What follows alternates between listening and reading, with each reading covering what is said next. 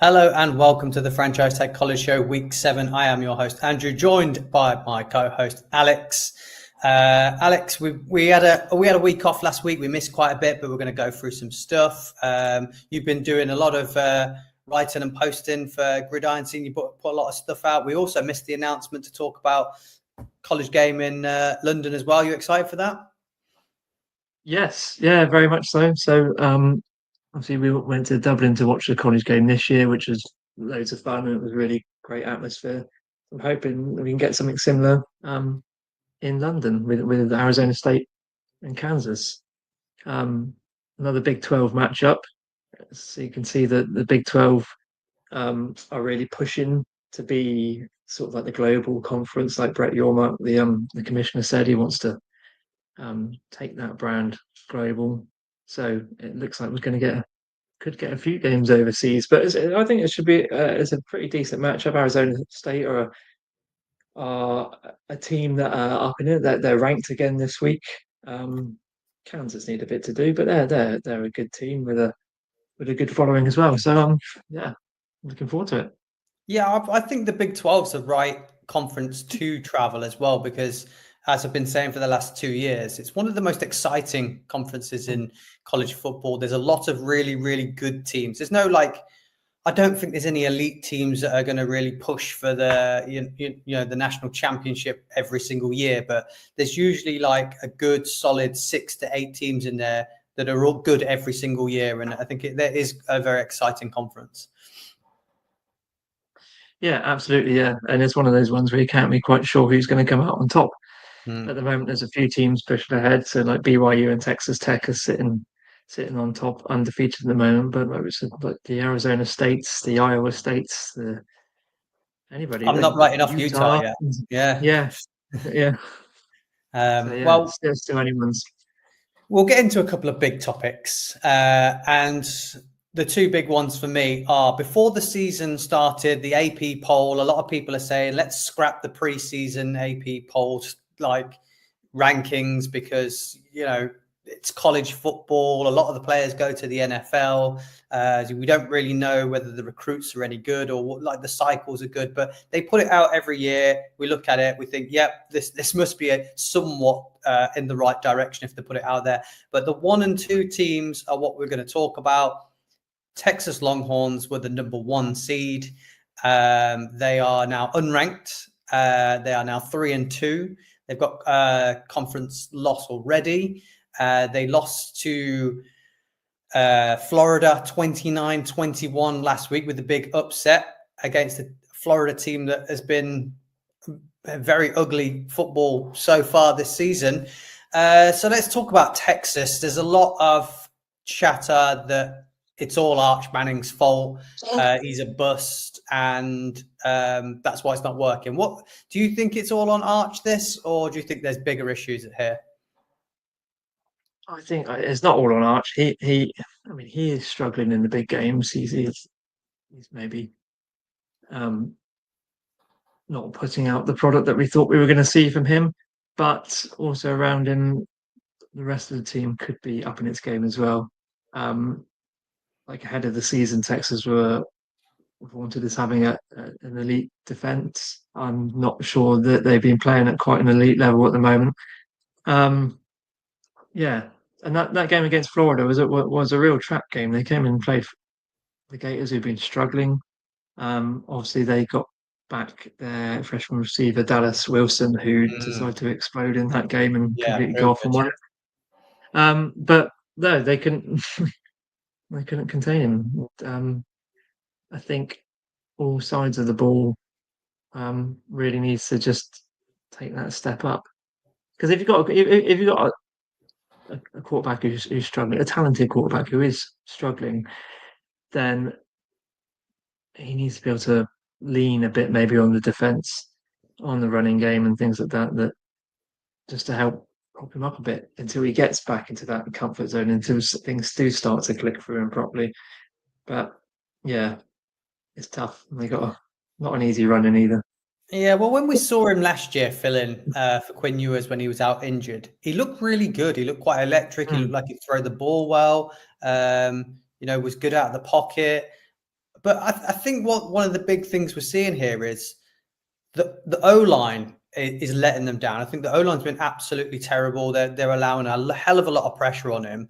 And not only that, with the fact that he's getting a lot of pressure, there's no run game. I think did he lead them in rushing last week against Florida? I don't think there's any support in the run game. I think it's been quite poor, which is something I'm never used to saying from Texas. Texas is, over the last few years, produced some of the best running backs in the NFL currently. So I'm not sure it's all on Arch. I think, yes, when the pocket's clean, he's made some bad throws, but I think he's just, playing to save his life every week with how much pressure's on him and no run game. It's just, I'm not ready to blame him just yet. I think this team just isn't as built before the season, is it?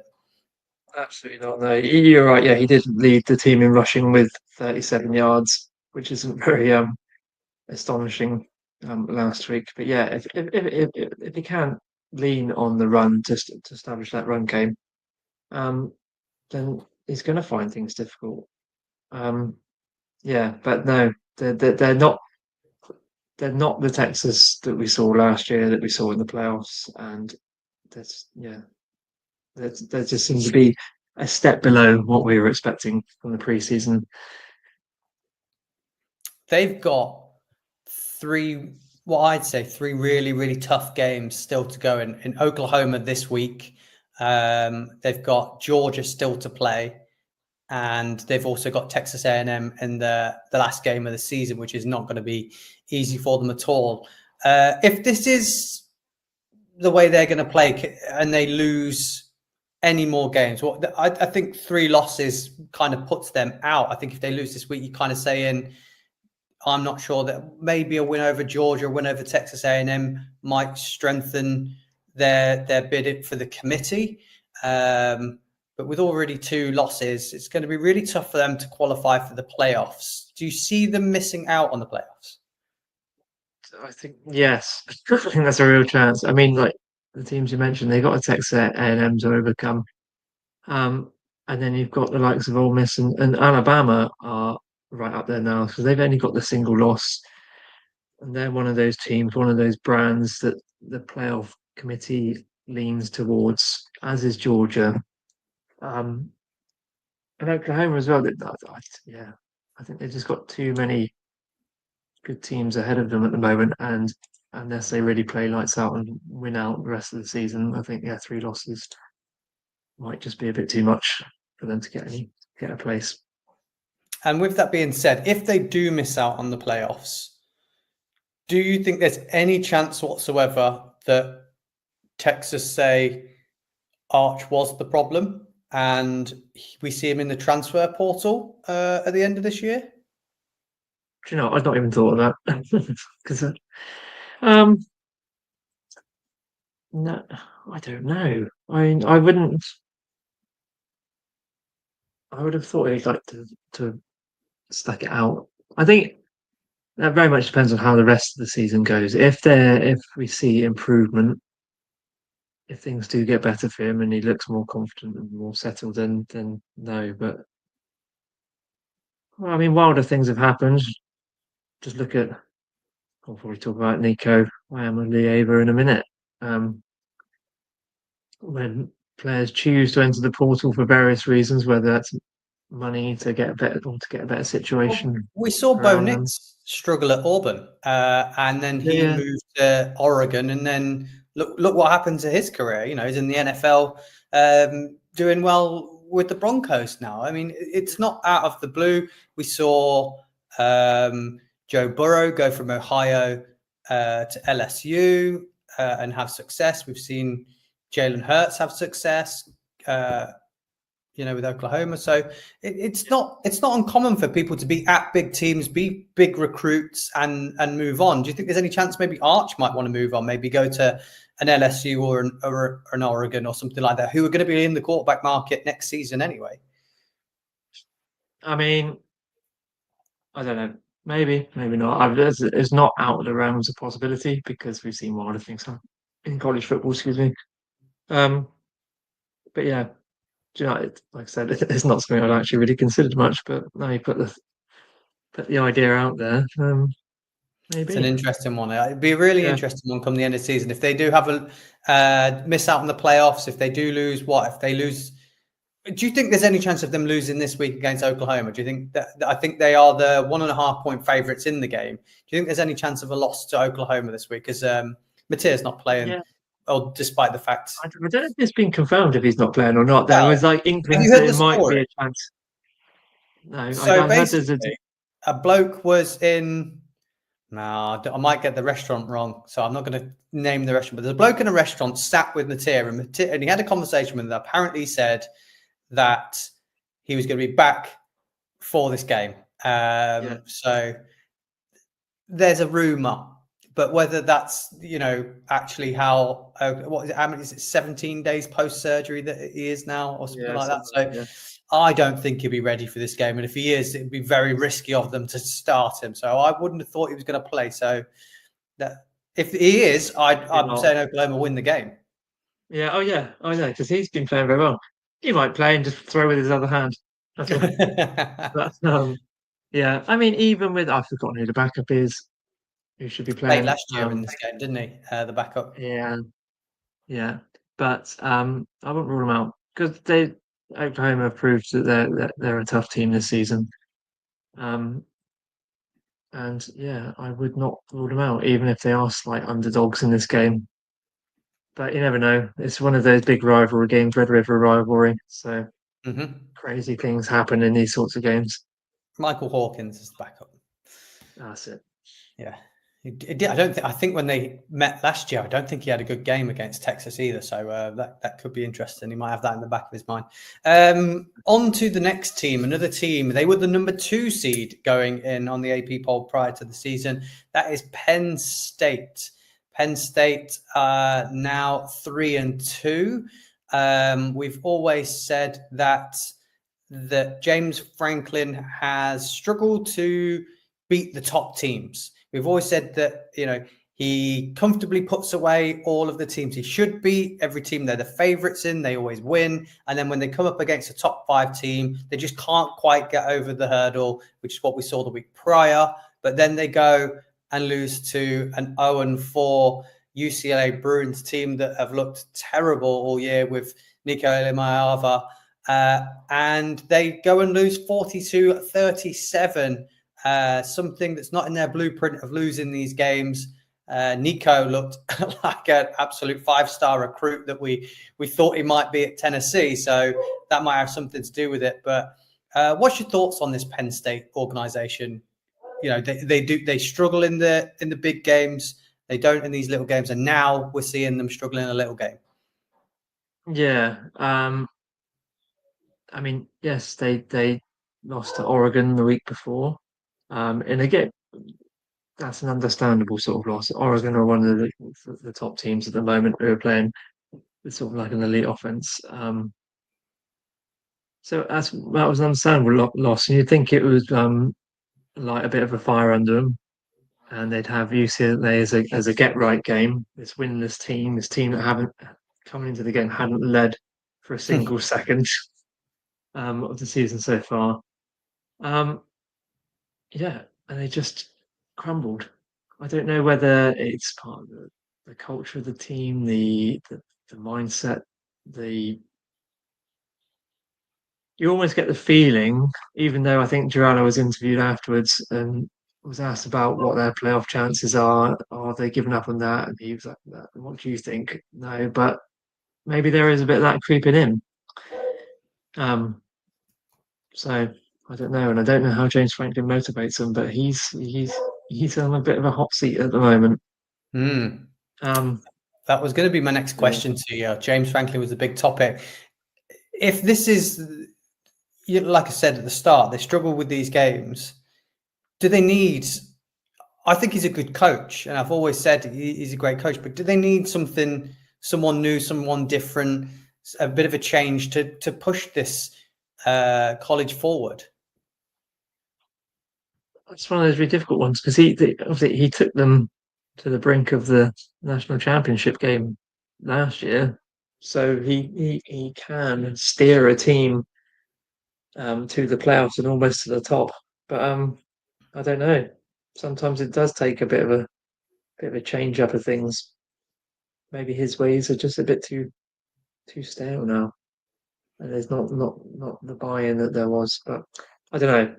It's one of those ones that it can go either way. Like you can change coaches and it can completely revitalize a team, or it can just continue with a bit of mediocrity or disappointment. But then who would you have? Would you have like a young and upcoming coordinator step into that sort of role, or uh, a seasoned, experienced coach? I think they'd be able to bring in a big name, wouldn't they? I would have thought Yeah. so. They're going to have the money going forward in NIL. It's going to be quite a desirable job to take on, isn't it? Being in the Big Ten, so I could see them being able to draw a big name from someone else. Possibly. Belichick's probably looking for a new job soon. I don't think they want to. Well, yeah, we Yeah. want to touch that. One of the other big topics with Penn State is Drew Aller. Drew Aller. Now, Adam watched the game, who we had on the show, and he said to me, mate, you've been banging on about this guy for 3 years now, and every single year you say the same thing. You're like, watch Drew Aller. I think this is going to be the season that he kicks on. You know, he's built like an NFL quarterback. He's big, good arm, can shift around quite well. And every year I'm like, this is the leap forward, this is the leap forward, this is the leap forward. And he texted me and he went, I don't rate him. I don't think much of him. What's your thoughts on Drew Aller? Are you out on him? Do you think that he's got more to give? You know, was really good in the second half of this game, in the comeback to try and win this game. What's your thoughts? Yeah, I wouldn't say I'm out on him, but I'm not completely in on him either. And he's maybe not the quarterback I'd rely on in the big moments, sort of thing, like the end of the Oregon game the week before when it's his was that his interception that ended the game then, and just he's one of those quarterbacks where you can watch him for like a quarter or a half and just think, what is this? What is he doing? What are these decisions he's making? And then he'll just put in an absolute worldie of a pass with like, I think, well, yeah, actually there it is. There's the flash. There's the talent that he's got. Um, it's just not consistent.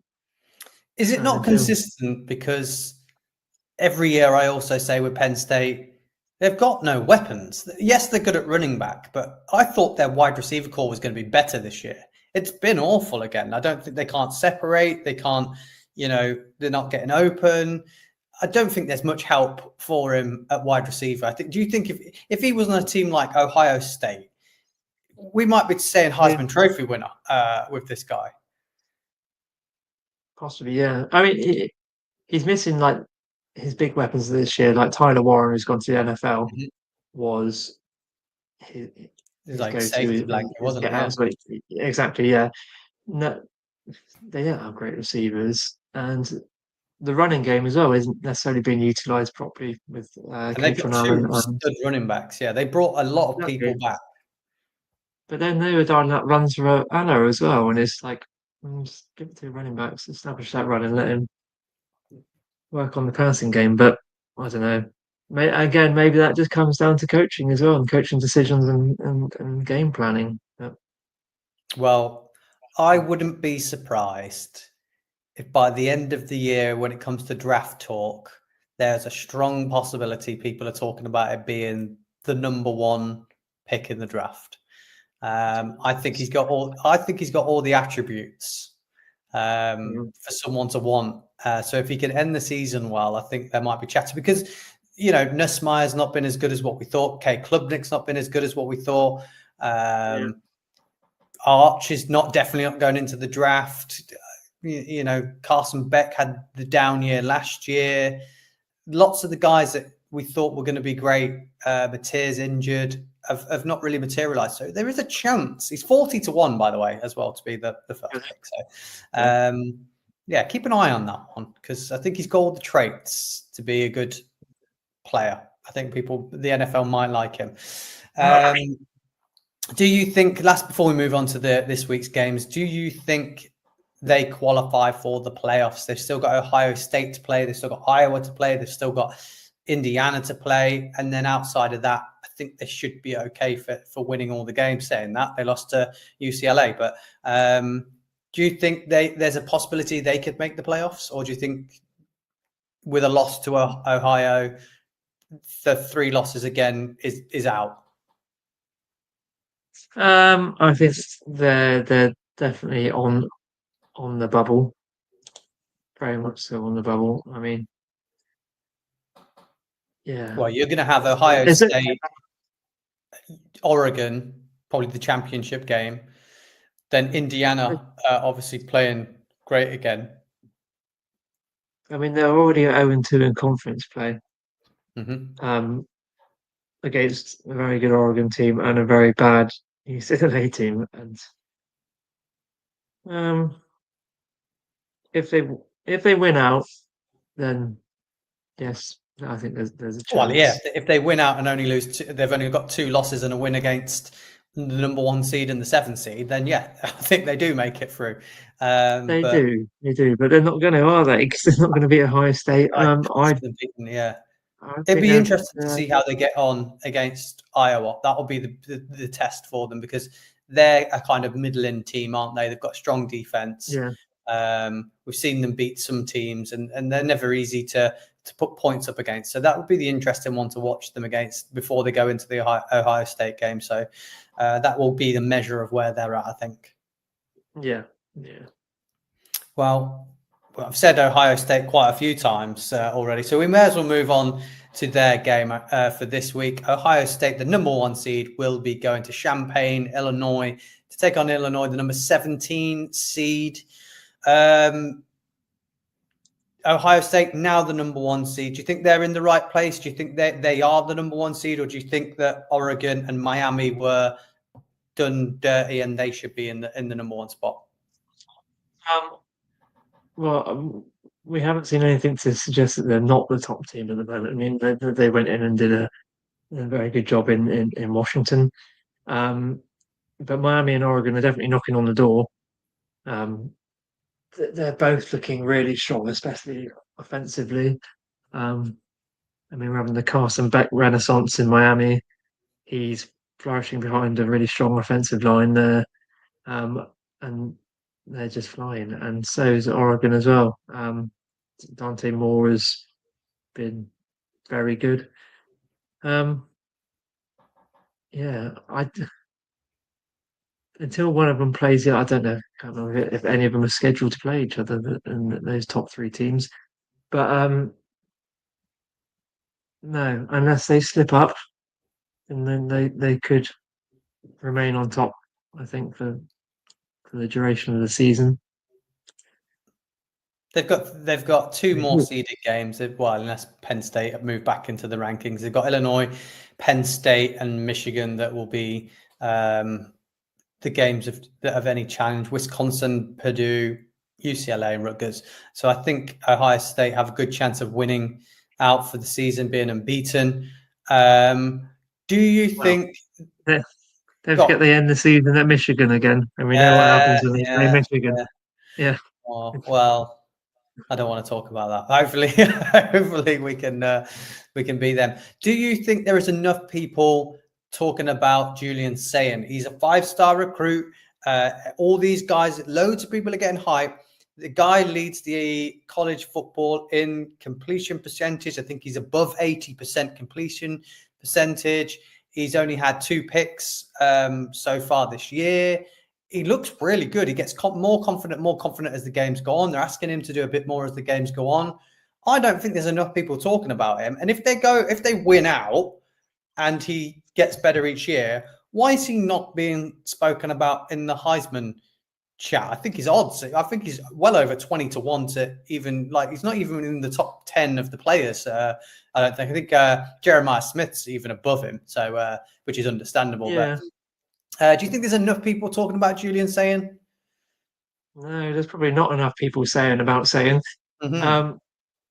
Yeah, his stats looking very good.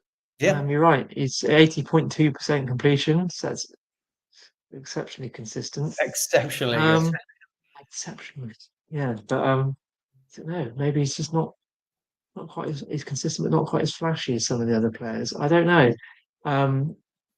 Obviously, Jaden Mayeva is the best quarterback in the Big Ten. So he's not quite to that standard. Also But no, above, he's doing a I good. think he's above saying in the odds for Heisman Trophy. So Yeah, he is. Um, he's the passing leader for the Big Ten. But yeah, again, you're right. He's not a name that's been thrown around a lot, really, because he's neither. Well, he's doing a good, consistent job, and he's not doing anything terrible. He's not making any big errors or anything like that, or to make a name crop up. So he just seems to be the sort of consistent driving force behind this offense at the moment. But I yeah, mean, he is throwing the ball to Jeremiah Smith, who's the best offensive player in yeah, the league, and Carnell Tate as well. I think people are so focused on marking Smith that they forget about Tate, because Tate's absolutely tearing it up as well. I think he's going to be a round 1 pick in the draft next year. Also, Matt Patricia doing an absolutely fantastic job. I think I'm right in saying Ohio have the number 1 defense in college football at the minute, I think. And that there's a lot of people saying it's better than last year's defense, and they were the number 1 ranked defense in the college football last year, and there was a lot of the guys went quite high in the first, second, and third rounds of the draft. I think Caden Curry's playing great on the edge. Sonny Styles and Avril Reese are both great linebackers, and Caleb Downs obviously the best defensive player in football. Matt Patricia's done a great job with this defense. I think that's not spoken about enough as well. I don't think many people talk about how good this defense is. no, and again, they've got one of the best defensive players in college football in Caleb Downs. I'm just trying to look at their stats at the moment, but no, I mean you've got a string of like strong players. You've got Curry, defensive end, who's doing a great job disrupting pass. You've got Caleb Downs. I think Sonny Styles and Reese are really underrated. The 2 linebackers. I think they're having great seasons. Yeah, and again, that's what you just need them to be good, and they're being a bit more than good at the moment, aren't they? They're just if you can get that balance of great offense and great defense, then you're going to win games and win a lot of games, and that's exactly what they're doing at the moment. Well, we were here to talk about their game versus not just Ohio. We're here to talk about them versus Iowa, Illinois. Sorry, not Iowa, Illinois. The number 17 seed, playing some good football. Got embarrassed in 1 game, but pulled it back. Any chance of them? They're the Ohio minus 14-point favorites. Do you think Illinois have got enough to compete with Ohio in this game? Probably not. I mean, Altmaier looked very good in the game against USC, which I think was very much a game that USC should have won. There was errors and some poor coaching decisions at the end of that game, but I won't go into that now. And yeah, they had a very, very tough game against Indiana the week before. I don't know. I think this is one of those games that's going to either be a narrow loss for Illinois, or they're just going to get completely blown out. And I think it's slightly more likely that they're going to get completely blown out again by this Ohio State team, because I think just the talent level is a couple of steps above, really. Yeah, I'm not 100% sure whether it's going to be minus 14, because I think there's a chance that if Ohio are well in the lead, they'll lean on Bo Jackson and sort of play conservative football, and like they did against in that Texas game in week 1, where they just controlled the game after they got in the lead and won comfortably, but only won by 7. So I think 7-10 might be a 7-10 comfortable win. So yeah, I'm not 100% sure whether they'll cover the 14. Okay. But you're all in on Ohio hammer them. Yeah, I think so. I could see Oh, like a nice. big couple of Well, big I plays didn't want to to be overly, biased in it. I thought we'd try yeah, it. But yeah. you've opened the gates for it, so I'll take it. Yeah, I think this is definitely gonna go very much Ohio's way, Ohio State's way in this game. Mhm. Well, the next game I wanted to talk about, which is going to be a really good clash, is Alabama, the number 8 seed, versus Missouri, the number 14 seed. Bama seemed to, after week one, have seemed to got it going. I think DeBoer and Grubb have really got Ty Simpson going well. Missouri, was it week 3 we were talking about them, and I said I think they're under the radar, sneaky good team that could actually make the playoffs. And they're now in a position where if they win this game, which it looks like it's going to be a good game, it is -3 Bama are the favourites, so it's going to be a close one. Alabama, let's talk about them first. What's your thoughts on Ty Simpson, Alabama, DeBoer, and Grubb? How's it going there since obviously the week 1 loss? Yeah, I think they're just starting to look more like the old Alabama again now. I think Ty Simpson seems to be growing in confidence every week in terms of his managing the offense. He had a good game against Vanderbilt last week, which could have been another slip up against a tricky team that are up and coming. But no, I think things are starting to click, starting to fall into place for this Alabama side, and they've had some very good wins recently. The Florida State game being um, the um, the anomaly there, but I think they've learned from those mistakes, and are moving forward in a positive direction now. Saying that, they're playing this Missouri team that you are right are sort of flying under the radar a bit, but then when you dig into it a bit, they're actually a very good side. They're currently Mm-hmm. like ranked fourth in overall offense at the moment and second in overall defense. So, and they're undefeated so Yeah, I far. think. So there's a yeah, Well, quickly. So Adam, again, he's been watching a lot of Bama. That seems to be the team that he's fallen on this year. And for 2 weeks yeah, running, he said to me he loves Ty Simpson. Obviously, he's been watching him for the draft show. He messaged me like, "Why is no one talking about Ty Simpson? What's your thoughts on him? Why is he not higher rated?" Looks really. I think he was saying he looks really good. I think he said he likes his footwork. I thought he liked his ball placement. I thought he said he watched the Georgia game and said he was really good against Georgia, which obviously are a good team. He watched yeah. them last week against Vanderbilt again and said, again, I'm going to bring him up. Ty Simpson's the guy. So a little bit like Julian's saying, do you think people are not talking enough about Ty Simpson, or do you think it's the fact that he hasn't really faced a super strong defense?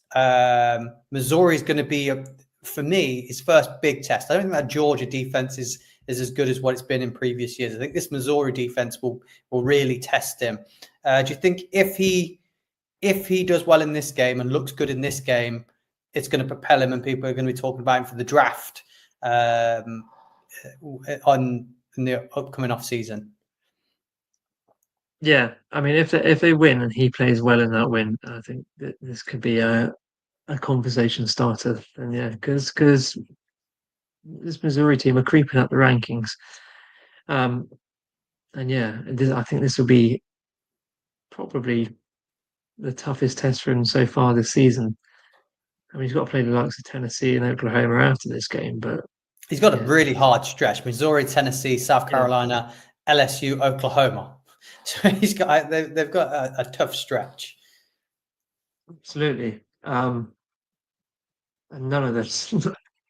Well, we got Eastern Illinois. That's about the only easy game left on their schedule.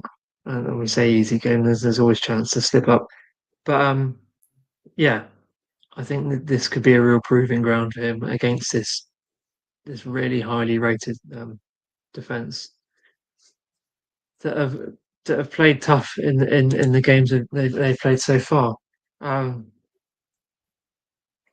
I mean, but their stats are very good. I think the caliber of opponent that Missouri have played so far aren't quite to the level of what Alabama have. They played South Carolina. I think that Kansas at the Kansas time, I think we was rated all them, and right. South Carolina. Yeah, But yeah, you're right. They haven't overly played anyone big. but yeah, Um, we'll talk about Missouri quickly. Bo Prabula brought him in from Penn State. yep. Did Penn State let the wrong guy go? Does Bo Prabula fit Penn State's offense better? Well, I don't know. He certainly fits Missouri's offense. And I mean, do you think it's another case of the right quarterback who was previously in the wrong situation? Um, would he have looked as good as he's looked over the past few weeks in that Penn State scheme? Hmm. I don't know, but this seems to fit him well, and he's shown himself to be a very tough and athletic quarterback. Um, I think this is going to be a real test. We said it's going to be a test for Ty Simpson, but this is going to be a real test for him as well against um, a very a very good Alabama side. So this is a real crucible, I think, for both sides, and the whoever comes out on top will be lauded, I think, and whoever doesn't will be like, oh, maybe he's not as good as we thought. But both have sort of been. I know Prabula's name's been coming up a lot more recently, but yeah, two slightly under the radar quarterbacks before, and then I think one of them will rise above in this game. If they get over the hurdle in this game and they beat Alabama, they've got Auburn, Vanderbilt, Texas A&M, Mississippi State, Oklahoma, Arkansas. Do we see Missouri getting into the playoffs with a win against Alabama? Do you think they're possibly only might, if they lose to Texas A&M, maybe Oklahoma, 2-loss SEC team, that's got a chance? Yeah, absolutely. Yeah, yeah. So they did lose to A&M and Oklahoma. Then they're going to be up there in the mix. So if it's two what you call uh, good losses, as it were. Yeah, if they're close games, yeah. Yeah, if they're close games against good opponents, then they'll be viewed more favourably than some of the other sides. They've had not quite so good losses, as it were. So Who yeah, have I think you there's a got? chance. Who have you got for the win for this game? As I said, Alabama are the minus 3-point favorites. It's in Missouri. Mm, This one, like, I'm torn down the middle on this one, I think, and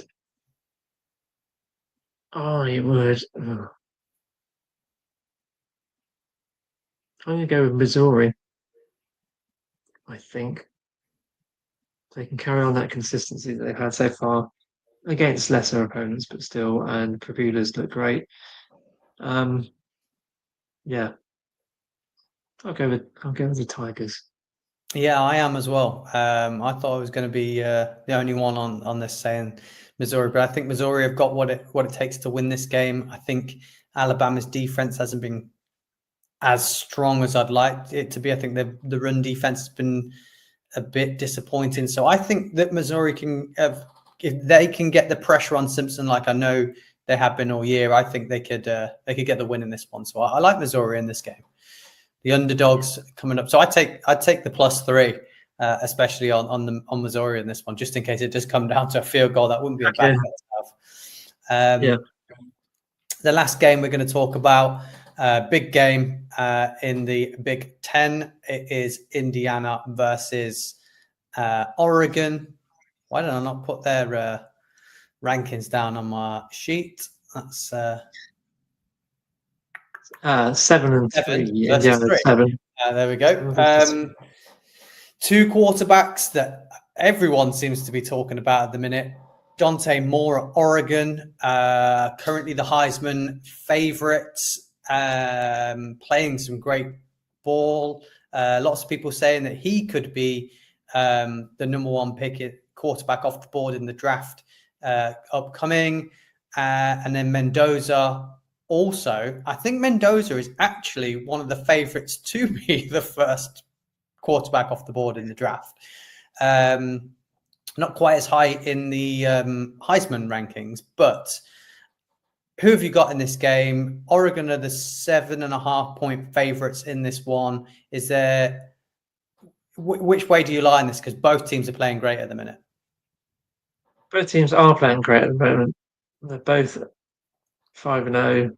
They're both 2-0 in Big Ten games. But in the regular season, I can't overlook Oregon. There's regular season Oregon under Dan Lanning is extremely hard to beat. And I think they're going to be extremely hard to beat. It's going to be in Autzen. It's going to be a tough trip for Indiana.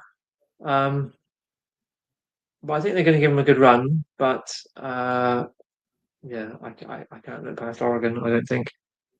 In this one, I think Dante Moore, like you said, has been playing phenomenally well, very consistent. And even though Mendoza's been really hot, I don't know. I think Dan Lanning knows how to win these sort of games, and I think they will. But that's just me being, I don't know, just going on the past 2 seasons. Oregon have been almost unbeatable in the regular season, and then at home as well. They're going to be an extremely tough side to beat. But Indiana should be a side that's full of confidence because the wins that they've had recently have been great as well. So we just talked about the blowout over Illinois, and who else did they beat? Wow, they beat Iowa. That Iowa game was a bit of a come down there, so that wasn't a huge win, 20-15. I've always said Iowa are so hard to put points up against. So winning those games is fine. Yeah, it is fine. And in all the other games, they've been putting up loads of points. They had a wobble to start with against Old Dominion, and then it was 56, 73, and 63 in the next 3 games after that. So, yeah, this could turn into a shootout. Like 40-odd points each. And it could be one of those games that comes down to whoever scores last in like a triple overtime or something like that. Wow. I can see that happening. Yeah, I think you're right. I think it might be a shootout. I think Oregon and Autzen are another level. I think they're very hard to beat at home. Not many people go in there and win. As you said, Dan Lanning, I said when they played Penn State, it's a game of chess between the head coaches. I'm always going to bet on Dan Lanning to win that. I think he draws up some great schemes and plays to beat the opposition's head coach, which is what I think might happen. So I really like Oregon in this one. I just got the odds up just so I could let you know. Odds to be the #1 overall pick in the 2026 draft. Mendoza is the favorite over Dante Moore. Are you surprised that Mendoza is the favorite to be the #1 overall pick in the draft? Out of everyone, like Ruben Baines, the first player that's not a quarterback on this list. Yeah. I am. That surprised me actually a bit. Because I would have thought more coming from a program like Oregon would garner more interest or more support in that. But there we go. The guy that we all liked going into the year, Garrett Nussmeier, 10-1. 10-1? Yeah. Not the way he's been playing recently. I don't know. But there you go. Okay. Maeva, 33-1. So he's not going to be the top pick. He's not going to be the #1 pick. he is the best. He is the best quarterback. I'm biased, but like just look at passing leader. And best receiver in the Big Ten as well, Mackay Lemon. Even better than Jeremiah Smith.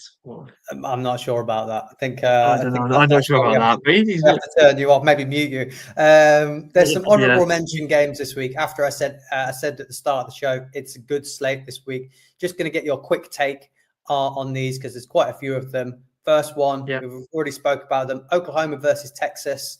I think Texas are the 1.5 point favorites in this game. Who do you like for the win? I like if Oklahoma are materialist, then I think Texas. I think um yeah Texas, and this could be a game that Arch Manning sort of just turns it around a bit in a big rivalry game. Yeah. That sort of motivation you need. But yeah, I'll go with Texas on this one.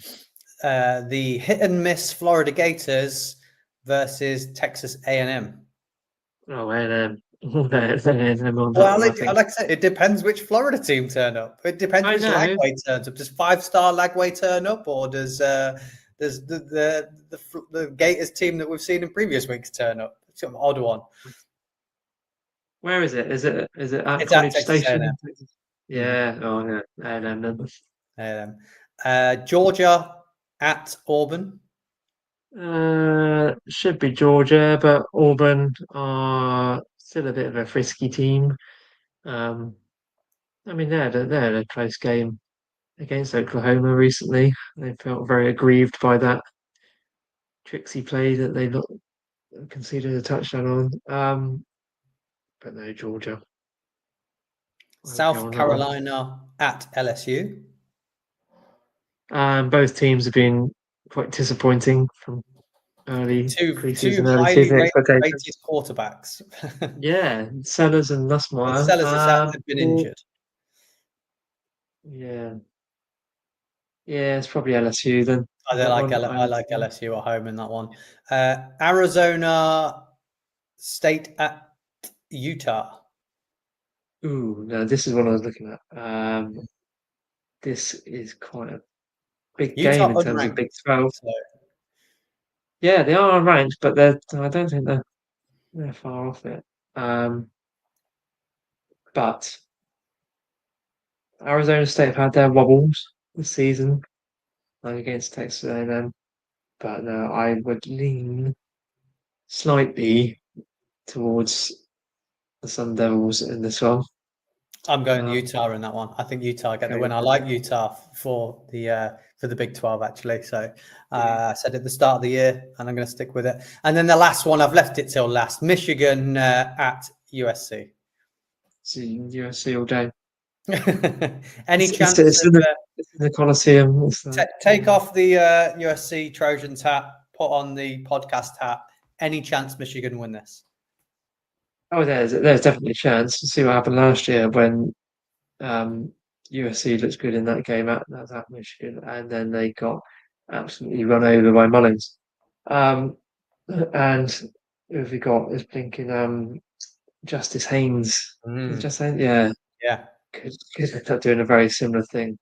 Because I think this could be a very big battle of the ground games. We think we've got two good quarterbacks. We've got Imaeva and Bryce Underwood, but also two exceptionally good ground games in like Wayman Jordan on USC side,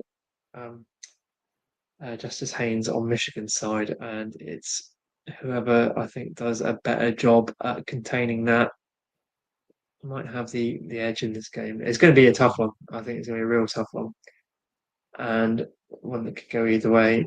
Obviously, I want USC to win it. USC have got the better receivers in Mackay Lemon and Jacoby Lane in the top pairing there. So, yeah, I think who's the favourite in this one? I haven't even looked at the odds in this one. I think it's probably Michigan slightly, isn't it? Because Michigan are ranked still, and USC have dropped out. Yeah, I would have thought it's Michigan. I haven't. So check for you. Be a later game, won't it? USC are the favourites, 2.5 point favourites. Correct. Okay, and that's about where I put it. I think there's only going to be a few points difference. Do you know? I think that's worth putting money on. It's under the field goal. I think USC is good money to have in a bet. If you can have a little fivefold on the college games, under a field goal. Yeah, I like USC to win this one. I'm going to dig out my USC cap, I think, for this week because I would love to see you beat Michigan. That would be great for me to watch as well. So, good slate of football this week. Some really, really interesting storylines going to be playing out as well. So, yeah, it's good, really good to keep an eye on. We will be back next week to go through all those games, hopefully talking about how great Ohio's massive win was and USC's great win was. We'll be back to talk about that. But till then, keep it with the franchise tag.